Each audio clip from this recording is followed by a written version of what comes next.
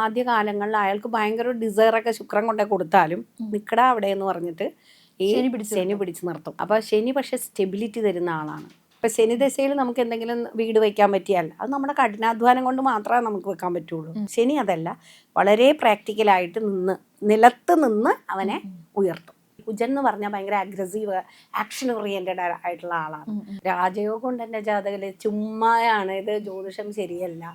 യോഗങ്ങൾ എന്ന് പറയുന്നത് ഓരോ വ്യക്തിയുടെ, ഇപ്പം ഞാൻ ബുധാദിത്യ യോഗം, ഈ രാജയോഗം, നീചഭംഗ രാജയോഗം, ഇങ്ങനെയുള്ള മിക്കവരുടെയും ജാതകത്തിലുണ്ട്. അതുകൊണ്ടാണ് ജ്യോതിഷം സത്യമല്ല എന്ന് പറയാൻ കാരണം നമുക്ക് സങ്കടം വരും.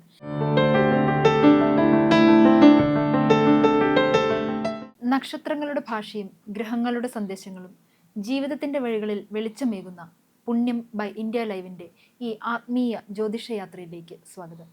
ഇന്ന് നമ്മളോടൊപ്പമുള്ളത് ജ്യോതിഷിയായ ജ്യോതി സത്യനാണ്. മാഡം നമസ്കാരം. നമസ്കാരം. ഈ ശനിയുടെ കൂടെ മറ്റു ഗ്രഹങ്ങൾ ചേർന്ന് നിൽക്കുമ്പോൾ, അതായത് ഗ്രഹസംയോഗം ഉണ്ടാകുമ്പോൾ നമുക്ക് ലഭിക്കുന്ന ഫലങ്ങൾ നല്ലതും മോശമൊക്കെ ഉണ്ടാവുമല്ലോ, അതെന്തൊക്കെയാണ്? ശനി എന്ന് പറയുമ്പോൾ തന്നെ നമുക്ക് അറിയാം സ്ലോ ആയിട്ട് പോകുന്ന ഒരാളാണ്, കുറച്ച് മെച്ചുവേർഡാണ്, വലിയ ആർഭാടങ്ങളുടെ ആളൊന്നും അല്ല, അതാണ്. അപ്പോൾ ശനി പക്ഷെ സ്റ്റെബിലിറ്റി തരുന്ന ആളാണ്. കാര്യം എന്തൊക്കെയായാലും നമ്മളെ കുറച്ച് മെച്ചുവറായിട്ട് ചിന്തിക്കാൻ തോന്നിക്കുന്ന ഒരാളാണ്. അപ്പോൾ ശനിയുടെ ഉച്ചരാശിയാണ് തുലാം രാശി. അവിടെ ശനി വന്ന് 10ാം ഭാവമാണ്, ഒരു വ്യക്തിയുടെ 10ാം ഭാവം. അതിൽ ശനിയും ശുക്രനും കൂടി സംയോജിച്ച് നിൽക്കുകയെന്ന് വിചാരിക്കുക തുലാം രാശിയിൽ. അപ്പോൾ തുലാം രാശിക്ക് ഒരു പ്രത്യേകത എന്ന് പറഞ്ഞാൽ തുലാം രാശി ശുക്രൻ്റെ സ്വക്ഷേത്രമാണ്, അതുപോലെ ശനിയുടെ ഉച്ചക്ഷേത്രവുമാണ്. അപ്പോൾ ആ രണ്ട് അങ്ങനെ വന്ന് നിൽക്കുമ്പം ശനിയുടേതായ ഒരു ക്വാളിറ്റി അവിടെ എന്തായാലും ഉച്ചസ്ഥനായിട്ടാണ് നിൽക്കുന്നത്. സോ പവർഫുള്ളാണ് ശനി. ശുക്രനും കൂടെ നിൽക്കുന്നു, എല്ലാം നല്ല പവറും ഉണ്ട്, നല്ലതായി വളരെ ശക്തനായിട്ടാണ് നിൽക്കുന്നത്. പോസിറ്റീവായിട്ട് നല്ല ഭയങ്കര ബലവാനായിട്ടാണ് നിൽക്കുന്നത്. ഉച്ചക്ഷേത്രത്തിൽ 10ാം ഭാവമായിട്ട് വരുന്നു. അവിടെ കുജന് നിൽക്കുന്നുണ്ട്. അപ്പം ശനി പ്ലസ് കുജനല്ല ശുക്രൻ. അപ്പോൾ ശുക്രൻ്റെ സ്വക്ഷേത്രവും കൂടിയാണ്. അപ്പോൾ ശുക്രനും ബലമുണ്ട് അവിടെ. അപ്പം അങ്ങനെ വരുന്ന ഒരു വ്യക്തിക്ക് 10 എന്ന് അവിടെ ബിസിനസ്സൊക്കെ ചെയ്യുന്ന ഒരു വ്യക്തിയാണെങ്കിൽ, പ്രത്യേകിച്ച് ശുക്രൻ എന്ന് പറയുമ്പോൾ ഈ ഇതുപോലെ ആർഭാടങ്ങളോ അങ്ങനെയുള്ള കാര്യങ്ങളൊക്കെ, കോസ്മെറ്റിക് സംഭവങ്ങളോ കാര്യങ്ങളോ ഒക്കെ ചെയ്യുന്ന ഒരു വ്യക്തിയാണെങ്കിൽ അയാൾക്ക് എന്താ പറയുക, ആദ്യ കാലങ്ങളിൽ അയാൾക്ക് ഭയങ്കര ഡിസയറൊക്കെ ശുക്രൻ കൊണ്ടേ കൊടുത്താലും നിക്കടാ അവിടെ എന്ന് പറഞ്ഞിട്ട് ഈ ശനി പിടിച്ചു നിർത്തും. എന്നിട്ട് അപ്പം ഇയാൾക്ക് തോന്നും എല്ലാം തടസ്സങ്ങളാണെന്ന് തോന്നുമെങ്കിലും ആ ശനി ഇവനെ നന്നായിട്ട് നല്ല രീതിക്ക് പെട്ടെന്ന്, ശുക്രനാണെങ്കിൽ പോയിട്ട് ശുക്രൻ തരുന്ന കാര്യങ്ങളൊക്കെ, രാജകീയ സുഖങ്ങൾ, സന്തോഷങ്ങൾ, ലക്ഷറി അങ്ങനെയുള്ള കാര്യങ്ങളൊക്കെ തന്നിട്ട് പെട്ടെന്ന് ശുക്രൻ്റെ കാലമൊക്കെ അങ്ങോട്ട് കഴിഞ്ഞ് കഴിയുമ്പോൾ നമ്മളങ്ങ് ഒരു പെടൽ പെടും. അതേസമയം ശനി ആണ് നമുക്ക് അങ്ങനെയുള്ള കാര്യങ്ങളൊക്കെ തരുന്നതെങ്കിൽ അത് ശാശ്വതമായിരിക്കും. അതാണ് അതിൻ്റെ വ്യത്യാസം. ഇപ്പം ശനി ദശയിൽ നമുക്ക് എന്തെങ്കിലും വീട് വയ്ക്കാൻ പറ്റിയാൽ അത് നമ്മുടെ കഠിനാധ്വാനം കൊണ്ട് മാത്രമേ നമുക്ക് വെക്കാൻ പറ്റുള്ളൂ. ശനി അതെല്ലാം ആ വീടിൻ്റെ ഓരോ മൂലയും വരുമ്പോഴും നമുക്ക് ഓരോ കണ്ണുനീര് അവിടെ സമ്മാനിച്ചിട്ടുണ്ടാവണം. ഓരോ കട്ടള എടുക്കുമ്പോഴും നമ്മൾ അതിന് വേണ്ടി ഒരുപാട് പ്രയത്നിച്ചിട്ടുണ്ടാവണം. പൈസയുടെ കണക്കെല്ലാം നമ്മുടെ ഉള്ളിൽ വരും. അത്രയും ബുദ്ധിമുട്ടിയിട്ടാണ് നമുക്കൊരു വലിയ നമ്മുടെ ആഗ്രഹം സാധിച്ചു കിട്ടുക എന്ന് പറഞ്ഞ ഒരു വലിയ സംഭവമാണ്. പക്ഷെ അതൊരു ഈസി ഗോയിങ് ഒന്നും അല്ല. അതേസമയം ശുക്രൻ നല്ല ഉച്ചത്തിലാണ് നിൽക്കുന്നത്, നല്ല രീതിയിലാണെങ്കിൽ ചിലപ്പോൾ ആരെങ്കിലും വിളിച്ചിട്ടാണെങ്കിലും ചിലപ്പോൾ അറിയാത്ത രീതിയിലൊക്കെ ഇൻഹെറിറ്റൻസ് ഒക്കെ, സ്വത്തൊക്കെ അങ്ങനെ വരാം. പാസ്റ്റിൽ പിൻഗാമിയായിട്ട് നിന്നിട്ട് മുൻഗാമികളുടെ സ്വത്തുക്കൾ തനിയെ വരിക, കുടുംബ സ്വത്തുക്കളൊക്കെ വരാം. ഇല്ലെങ്കിൽ ഒന്നുമല്ല, ഒരു കുടുംബം അല്ലെങ്കിൽ പോലും ഏതെങ്കിലും തരത്തിലൊക്കെ ആരുടെയെങ്കിലും പൈസയൊക്കെ നമുക്ക് വരാനോ ലോട്ടറി അടിക്കാനോ എന്തെങ്കിലുമൊക്കെ സംഭവങ്ങൾ വന്നിട്ട് പെട്ടെന്ന് അങ്ങ് കയറിപ്പോവും. പക്ഷെ അതിനൊരു അസ്തിത്വം ഇല്ല, നമുക്ക് പോലും അറിയില്ല നമ്മൾ എന്തായി ചെയ്ത് കൂട്ടണേന്ന്. അങ്ങനെ പോയിട്ട് പോകും. ശനി അതല്ല, വളരെ പ്രാക്ടിക്കലായിട്ട് നിലത്ത് നിന്ന് അവനെ ഉയർത്തും. അപ്പം കുറച്ച് അയാളുടെ ആ ഉയർച്ചയുണ്ടല്ലോ, അത് ഒരിക്കലും അയാൾക്കൊരു ഈസി ആയിട്ട് വരുന്നതല്ലെങ്കിൽ പോലും കുറച്ച് സമയം എടുത്തിട്ട്, കുറച്ച് ആലോചിച്ചിട്ട്, കുറച്ച് മെച്ചുവേർഡായിട്ട് അയാൾ നല്ല നിലയിലേക്ക് എത്തും. 10 കൂടിയല്ലേ.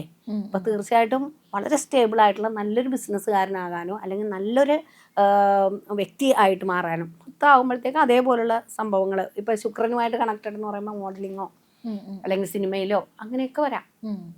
അപ്പോൾ അവിടെയൊക്കെ ഈ മോഡലിംഗ് ചെയ്യുന്ന വ്യക്തികൾക്കൊക്കെ ആദ്യമൊക്കെ വലിയ പ്രയാസങ്ങളുണ്ടാവും. പെട്ടെന്ന് ചിലരൊക്കെ പെട്ടെന്ന് വരും, ചിലർക്ക് കഴിവുണ്ടാവും, കാര്യങ്ങളുണ്ടാവും, പക്ഷെ അവർക്ക് ഉയർന്നു വരാനായിട്ട് കുറച്ച് സമയം വേണ്ടി വരും. അല്ലെങ്കിൽ അവർ കുറച്ചും കൂടി എല്ലാത്തിലും ബഹളം വെച്ചങ്ങ് ചാടി വീഴില്ല. ആലോചിച്ച് നമുക്കുള്ള സമയം വരട്ടെ എന്നൊക്കെ. അതാണ് ശനി. അതാണ് ശനി പ്ലസ് ശുക്രൻ. അതും ഈ തുലാൻ രാശി അങ്ങനെയൊക്കെ വരും. തുലാൻ രാശിയിൽ ശുക്രന് ബലമുണ്ട്, ശനിക്ക് ബലമുണ്ട്, ശനി ഉച്ചസ്ഥനാണ്. അങ്ങനെയുള്ള കോമ്പിനേഷനൊക്കെ വന്ന ആ വ്യക്തി നന്നാവും, ഉറപ്പായിട്ടും നന്നാവും. അത് ശുക്രനുമായിട്ട് സംയോഗം ചെയ്യുമ്പോൾ ശുക്രൻ്റേതായ തലത്തിൽ അയാൾ ഇപ്പോൾ കോസ്മെറ്റിക് അങ്ങനെയുള്ള രീതിയിൽ. അപ്പോൾ അവിടെ മറ്റ് സംയോഗങ്ങൾ നോക്കിയിട്ട് ചിലപ്പോൾ കുജനും ഒക്കെ ആയിട്ട് സപ്പോർട്ടീവായിട്ടാണ് നിൽക്കുന്നതെന്നുണ്ടെങ്കിൽ അയാൾ ഡോക്ടറാകാം, കോസ്മെറ്റിക് സർജൻ അങ്ങനെയൊക്കെയുള്ള കാര്യങ്ങൾ അതുമൊക്കെ നമ്മൾ നോക്കണം. പല കോമ്പിനേഷൻ ചെയ്ത് ഗ്രഹങ്ങളുടെ കോമ്പിനേഷൻ ബാലൻസ് ചെയ്തിട്ടാണ് നമുക്കൊരു ഇത് പറയാൻ പറ്റുള്ളൂ. ശനിയും ഇതും മാത്രം നിന്നുകൊണ്ട് നമുക്ക് പറയാം. ശനി അതുപോലെ കുജനുമായിട്ട് ചേർന്ന് നിൽക്കുക, മകരൻ രാശിയിൽ നിൽക്കുക എന്ന് വിചാരിക്കുക. മകരൻ രാശി എന്ന് പറയുന്നത് കുജന്റെ ഉച്ചക്ഷേത്രമാണ്. അവിടെ ശനിയുടെ ക്ഷേത്രവും കൂടിയാണ്. മകരം കുംഭം ശനിയുടെ സ്വന്തം ക്ഷേത്രം കൂടിയാണ്. അങ്ങനെ നിന്നിട്ട് അതൊരു 10ാം ഭാവമായിട്ട് വരുവാണെന്നുണ്ടെങ്കിൽ കുജൻ എന്ന് പറഞ്ഞാൽ ഭയങ്കര അഗ്രസീവ്, ആക്ഷൻ ഓറിയൻറ്റഡ് ആയിട്ടുള്ള ആളാണ്. അപ്പോൾ അവിടെ കുജൻ ഭയങ്കര പോസിറ്റീവായിട്ട് സക്സസീവായിട്ട് നിൽക്കുകയും അവിടെ ശനി സ്വക്ഷേത്ര ബലവാനായിട്ട് നിന്ന് അതൊരു 10ാം ഭാവമായിട്ട് വരികയാണെങ്കിൽ ഒന്നെങ്കിൽ അയാൾ ഒരു മെക്കാനിക്കൽ എഞ്ചിനീയർ ആകാം, അല്ലെങ്കിൽ അയാൾ ചിലപ്പോൾ പോലീസോ അഡ്മിനിസ്ട്രേറ്റീവ് തലത്തിലുള്ള ഒരു ഉന്നത ഉദ്യോഗസ്ഥ. അതായത് കുജന് ബലം വന്നു കഴിഞ്ഞാൽ അവിടെ പോലീസ്, പട്ടാളം, മെഷീൻസ് അങ്ങനെയൊക്കെയുള്ള കാര്യങ്ങളിൽ കുറച്ച് അഗ്രസീവായിട്ട് ബോഡിയും കൂടി റിലേറ്റഡ് ആയിട്ടുള്ള അത്രയും ലെവലിൽ പോകുന്ന ഒരു കാഴ്ചയൊക്കെ കാണാം നമുക്ക്. മിക്ക ആൾക്കാർ ഇപ്പോൾ IPS ആയാലും IAS ആയാലും അല്ലെങ്കിൽ പോലീസ് അങ്ങനെയുള്ള ഇതിലൊക്കെ വരുന്ന ആൾക്കാരായാലും മെക്കാനിക് അങ്ങനെയുള്ള രീതിയിലൊക്കെ ഭയങ്കര അഗ്രഗണ്യന്മാരുണ്ടാവും. പക്ഷെ അവർ ഭയങ്കര ഷാർപ്പായിരിക്കും. ചിലപ്പോൾ മറ്റു കോമ്പിനേഷൻ ഇപ്പം അവിടെ ഗുളികൻ്റെ ദൃഷ്ടിയൊക്കെ വന്നാൽ ചിലപ്പോൾ അവർ ഭയങ്കരമായിട്ട് പൊട്ടിത്തെറിക്കുന്ന ആൾക്കാരൊക്കെ ആയിരിക്കും. ഗുണമൊക്കെ ഉണ്ടാവും, മുൻകോപം വരും. അതായത് ദൃഷ്ടിയും കൂടി നമ്മൾ നോക്കണം. അവിടെ അങ്ങനെ നിന്നിട്ട് പിന്നെ അതിനെ സൂക്ഷിച്ച് നീ ആരടാന്നുള്ള മട്ടിൽ വേറെ ഏതെങ്കിലും ഗ്രഹം. അതുകൊണ്ടാണ് നമുക്ക് പറയുന്നത് ഈ ഗ്രഹസംയോഗങ്ങളൊക്കെ വരുമ്പോൾ നമ്മൾ ഒറ്റ അർത്ഥത്തിൽ ആ ഗ്രഹസംയോഗം നോക്കിയിട്ട് നമുക്കൊരു ഫലം പറയാൻ പറ്റില്ല. ആകത്തുക എടുക്കണം. അവിടെ ആരെങ്ങോട്ട് നോക്കുന്നു, മൊത്തത്തിൽ അതിന് ഷഡ്ബലം അത് നോക്കണം, നവാംശം നോക്കണം, ഈ ഗ്രഹത്തിൽ ഇതിൻ്റെ ലഗ്നം നോക്കണം, ലഗ്നത്തിൻ്റെ ബലം നോക്കണം. എന്നാൽ പോലും ഒരു ഓവറോൾ നമ്മളിപ്പോൾ ഈ സംയോഗം വന്നാൽ എങ്ങനെയും ചോദിച്ചാൽ തീർച്ചയായിട്ടും ഇങ്ങനെയൊക്കെ ഉള്ളത് ഇപ്പോൾ ശനി കുജൻ വന്നേക്കാം, പോസിബിലിറ്റി കൂടുതലാണ്. അപ്പോൾ അതാണ്. അപ്പോൾ അങ്ങനെ ഞാനിപ്പോൾ പറഞ്ഞ ശനിയും കുജനും അങ്ങനെ. രാജയോഗം ലഭിക്കുന്ന ഒരു കോമ്പിനേഷൻ ഉണ്ടല്ലോ. രാജയോഗം വരിക എന്ന് പറഞ്ഞാൽ 1, 4, 7, 10 ഭാവം 5, 1, 5, 9 ത്രികോണവുമായിട്ട് ബന്ധം വരുമ്പോഴത്തേക്ക് രാജയോഗം വരാം. അതിൽ വ്യാഴത്തിന് ബലം ഉണ്ടാകണം. അങ്ങനെയൊക്കെ അതിനും ക്ലൂ ഉണ്ട്. ഈ രാജയോഗം മിക്കവർക്കും ഉണ്ടാകാറുണ്ട്.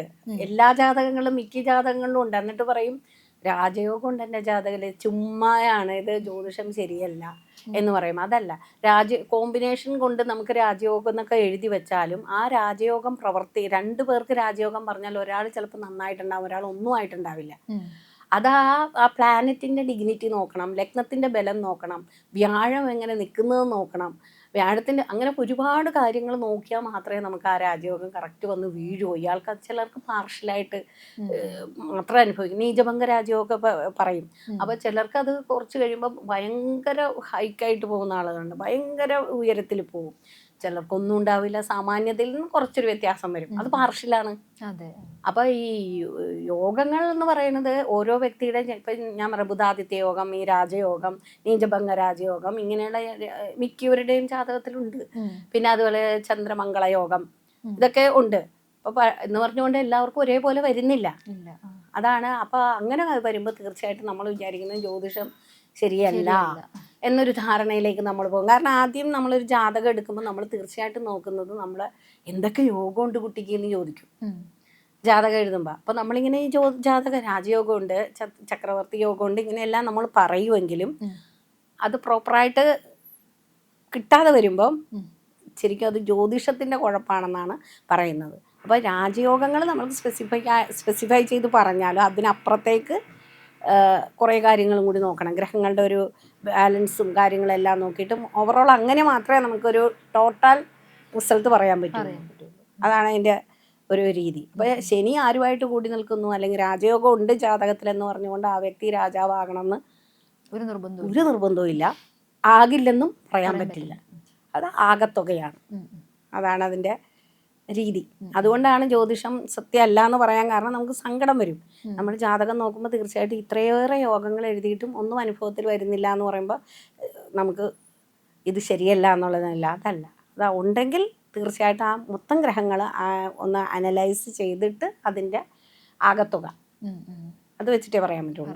അപ്പം ഇനിയെങ്കിലും രാജയോഗം കണ്ടാൽ നമ്മൾ ഒരുപാട് സന്തോഷിക്കുകയും വേണ്ട, ഒരുപാട് വിഷമിക്കുകയും വേണ്ട, ജ്യോതിഷത്തെ കുറ്റം പറയുകയും വേണ്ട. നല്ലൊരു ജ്യോതിഷിയെ സമീപിക്കുക, അവർ പറഞ്ഞു തരും.